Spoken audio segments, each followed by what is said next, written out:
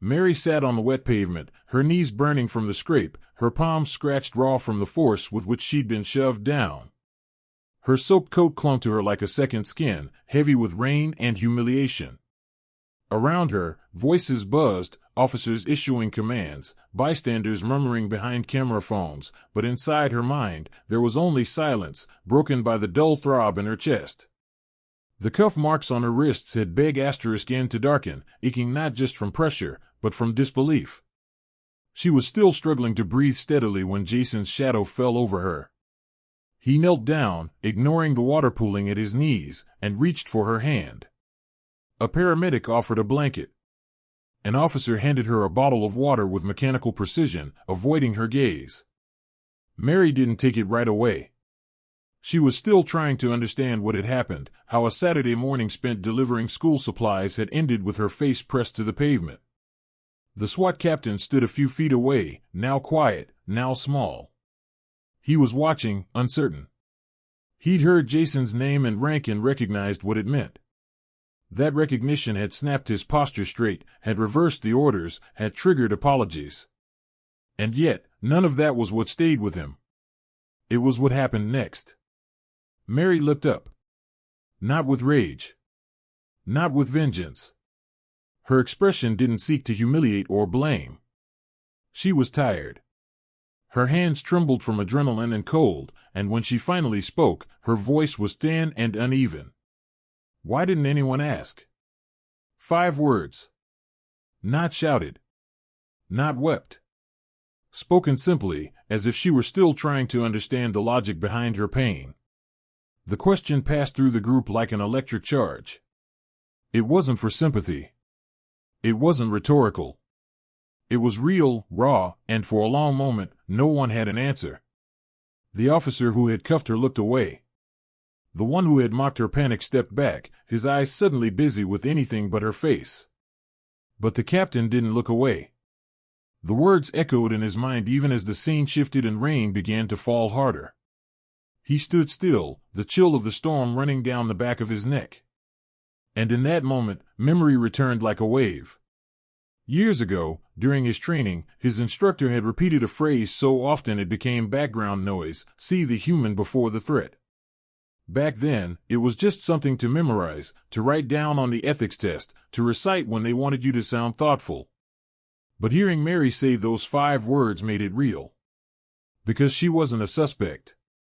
She wasn't a danger. She was a woman with open palms, a thermos in one hand and a clipboard in the other. The profile they'd pursued had been vague: female, dark SUV, gray coat, and he had turned that into force.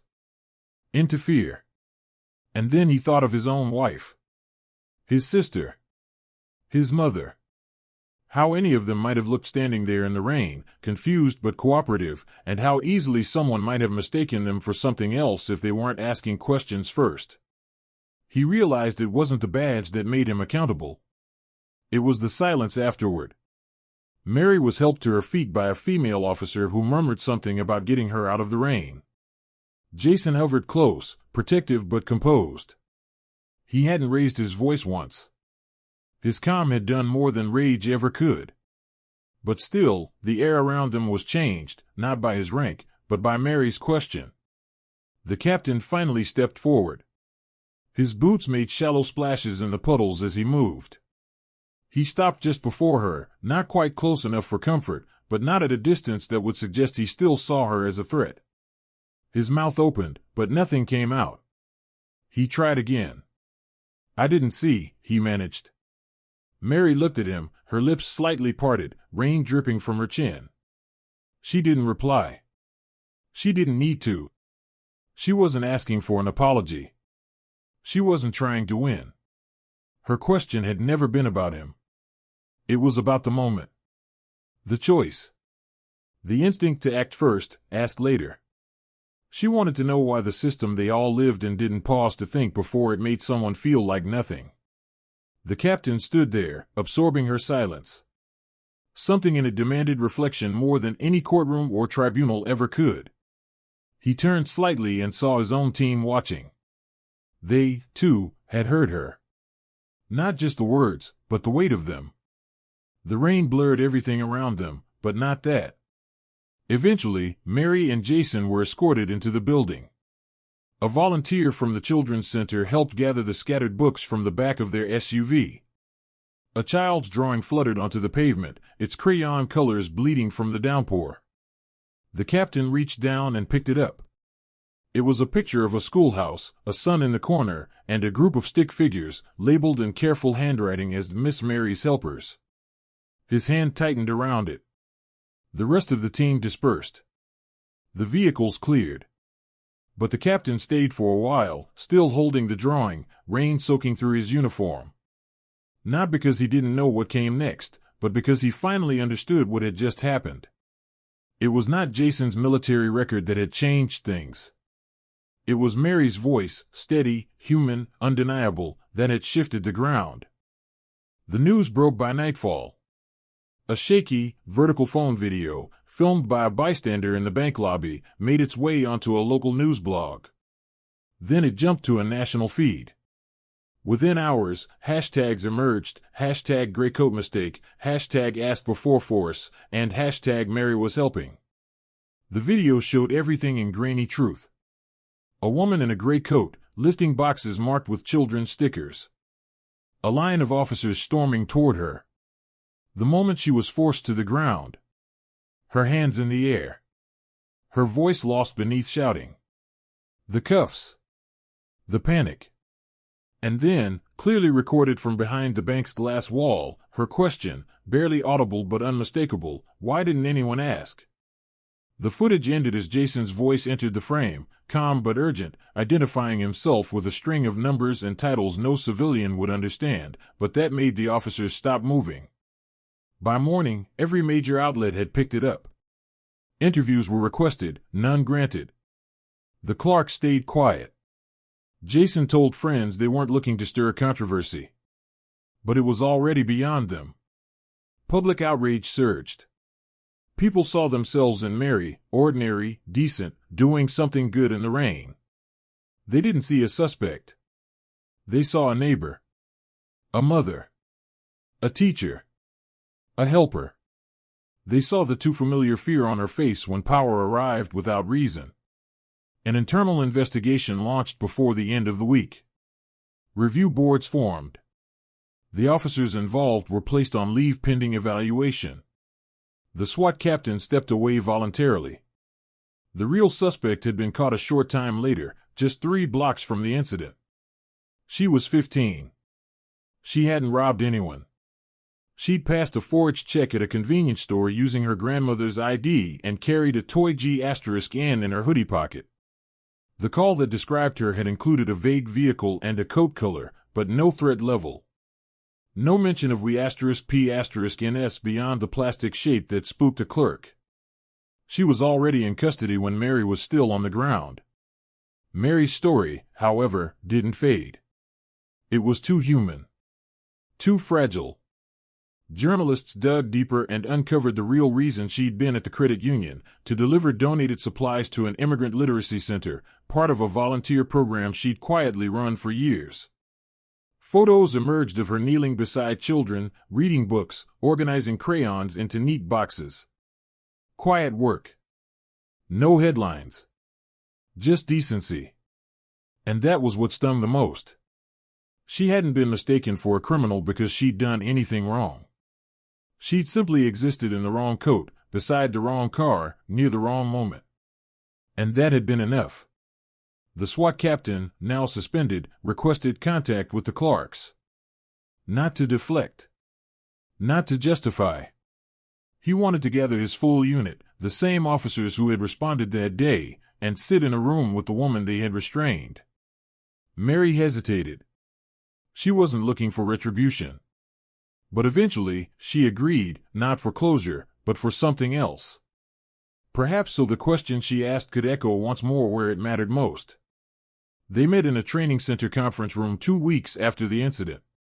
Mary entered with Jason beside her. The officers stood when they walked in.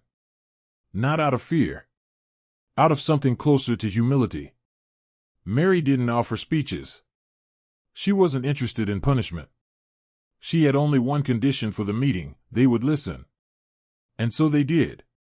She spoke about the rain, about the school supplies, about the feeling, not of being arrested, but of being erased, of becoming a silhouette in someone else's sphere. She described how easily her intentions had been rewritten in the minds of armed strangers. She didn't cry. She didn't raise her voice. She said the same words again, slowly. Why didn't anyone ask? Some shifted in their seats. One looked down. Another clenched his hands together. But the captain met her eyes. He didn't speak. He just nodded. The kind of nod that says, I carry this now. Mary stood. She thanked him for the time. Then she left. The next day, the department announced a change. All tactical teams would now be required to undergo quarterly training focused on de-escalation, implicit bias, and civilian context recognition. The captain volunteered to lead the first session. He began it by playing the video, not the part of the takedown, but the moment after. The moment of silence, of Mary's voice asking a question that didn't need to be shouted to shake the ground beneath their feet. On the Clark's kitchen counter, among other mail, Mary received an envelope one morning. No return address. Inside, a folded note in neat handwriting. I was one of the officers that day. I didn't speak. I didn't stop it. I wish I had. Please accept this, not as a payment, but as acknowledgement. You didn't deserve what we did. Enclosed was a check for $5,000. Jason knew the name, though it wasn't signed. One of the quieter men who'd stood to the side while others acted louder. Not cruel, but complicit. Still, it was something. They never cashed the check. Instead, Mary framed the note and placed it beside the donation box at the Children's Literacy Center. A small plaque underneath read, Every question matters. Especially the quiet ones. Thanksgiving morning arrived with brittle skies and air so cold it seemed to sharpen every breath. The streets of Seattle were quieter than usual, most shops were closed, traffic was light, and homes glowed gently with kitchen warmth and distant voices. In the quiet hum of the city, Mary and Jason Clark returned to the same corner where everything had unraveled just weeks before. The credit union was closed for the holiday, its glass doors locked, its parking lot empty. But across the street, the community shelter bustled with quiet energy, volunteers unloading boxes of food, children stacking canned goods in pyramids, a large pot of cider steaming near the entrance. Mary wore the same gray coat. Not out of defiance, but because it was simply her coat. The one she wore every Saturday when she delivered supplies or volunteered. The one that had briefly become a symbol of suspicion but never stopped being hers. She adjusted her scarf and stepped onto the sidewalk, Jason walking beside her with a tray of foil-covered pies. They paused briefly outside the credit union. The memory lingered in the concrete, the sirens, the cold cuffs, the voices shouting over each other. Jason reached for her hand. She let herself hold it for a moment longer than usual. Across the street, a small group stood near the shelter entrance. Among them was the former SWAT captain. He wasn't in uniform. Jeans, a knit sweater, a scarf knotted at the neck. Beside him, a woman held a child's mittened hand, the boy craning his neck to see the cider pot. His family. The captain noticed them and nodded. No wave. No smile.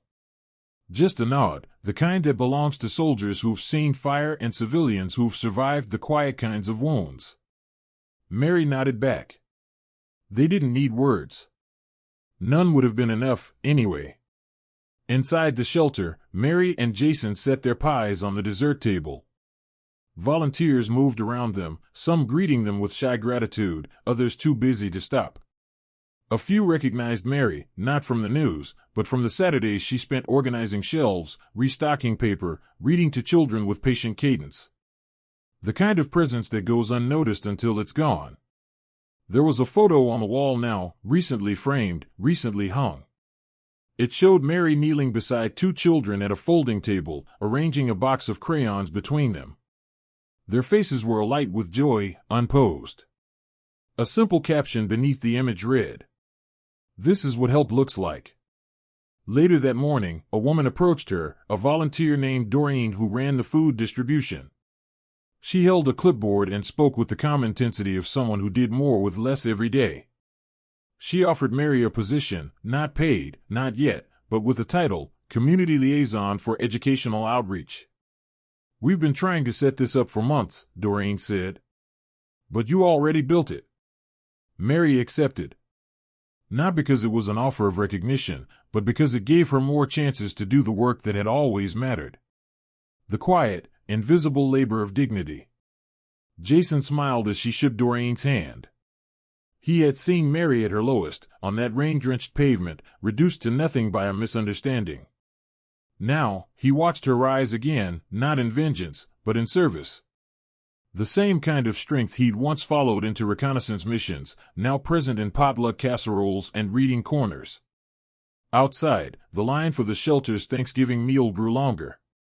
The captain stayed until the first dozen families were inside, then slipped away unnoticed, his scarf tucked tight against the wind. He left behind something, though. On the shelter's front steps, taped to the doorframe, was a small envelope. No name. Inside, a folded piece of white paper with 4 crisp words. "I asked. Now I listen." Mary read it, then placed it on the donation table beside the framed apology note. She didn't know who left it. She didn't need to. It was enough to know someone had carried her words home, let them settle, and changed course. That winter, the community around the Clarks began to shift. The credit union revised its emergency protocols to include explicit de-escalation steps. The police department added a civilian oversight board, partly inspired by Mary's story. The shelter received a surge in donations. And the children's literacy program grew, new volunteers, expanded hours, even a Saturday breakfast with warm pancakes and open seats for anyone who needed them. Mary still wore her gray coat every Saturday. It bore a faint stain from that rainy morning, impossible to scrub out. She left it there. A quiet reminder. She never spoke publicly about what happened. She declined interviews. When asked why, she only said, "Kindness isn't louder just because it's on camera." She no longer hid the faint marks on her wrists. The cuffs had left shallow lines, now faded, but not forgotten. They weren't scars. They were reminders of how quickly dignity can be taken, and how, sometimes, with steady hands and quiet courage, it can be restored. Spring came early to Seattle that year. The skies turned soft, the rains gentler.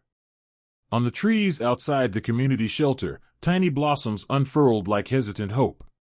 And inside the repurposed gymnasium, once just a storage room for cast-offs and crates, a new mural was being painted, one that hadn't been commissioned by any agency, but proposed by the children themselves.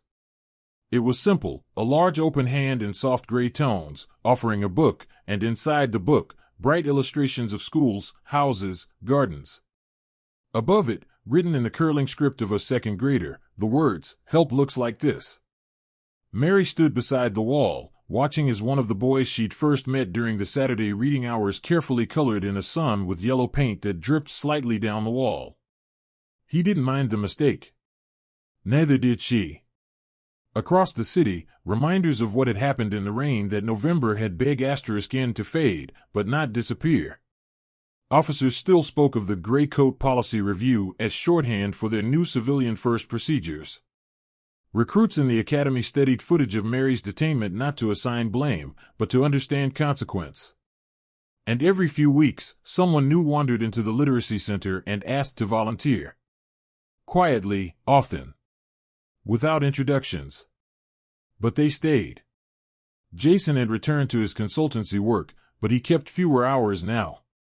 He'd given enough years to war. These days, he gave his time to healing, whether that meant helping organize community drives or quietly backing Mary's initiatives with quiet precision, as he had once done in the field, where precision was everything. Their home changed too. Not in dramatic ways, but in subtle ones. The front hall now held a small wooden bench. On it sat a closed thermos, always full of tea for anyone who dropped by. Above the bench was a photo, Mary standing in the shelter's reading corner, a child asleep on her shoulder. She wasn't posing. She hadn't known it was being taken. But when the photographer had shown it to her, she said simply, "That's the truest I've ever looked." They'd left the frame unfinished. The wood raw at the edges, as if saying the story was still in progress. One afternoon, Mary received an envelope from the Department of Community Recognition. It was heavy, too stiff for a letter alone. Inside was a formal invitation. She had been nominated to receive the Civilian Medal of Service. It was awarded to citizens whose acts had fundamentally improved the relationship between community and public institution. There would be a ceremony. Speeches. Press. Mary hesitated. She didn't need it. Didn't want it. But Jason placed a hand on hers and said, "Maybe it's not just for you." She accepted. The ceremony was quiet but dignified. Held in a library auditorium, it included other honorees, a retired teacher who'd mentored refugee children, a nurse who'd opened a mobile clinic.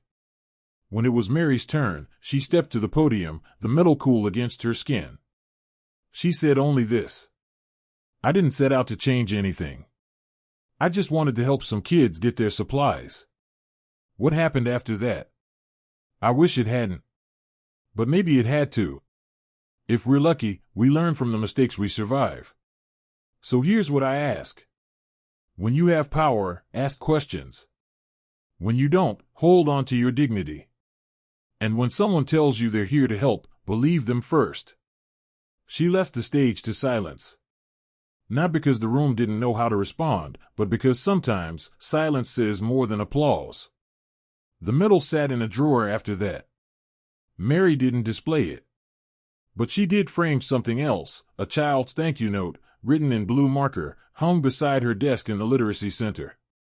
"Miss Mary, thank you for seeing me before they saw my backpack." One spring evening, as she locked up the shelter, she noticed a figure sitting outside on the steps. A woman. Hood up, arms wrapped around her knees. Not in distress, just waiting. Mary offered her tea from the thermos. The woman accepted. They sat in silence, sipping in the dimming light. Eventually, the woman looked up and said, "I saw the video. A while ago. I didn't know who you were until I saw the mural. I was that kid once." Mary didn't ask what she meant. She just nodded and offered her a job flyer. As the woman read it, Mary thought about the ripple of a single voice, how something spoken gently in pain could travel further than any scream. That her question had not ended with an apology, but with reform, volunteers, murals, and small hands painting suns that didn't need to be perfect to matter. The gray coat still hung in her closet.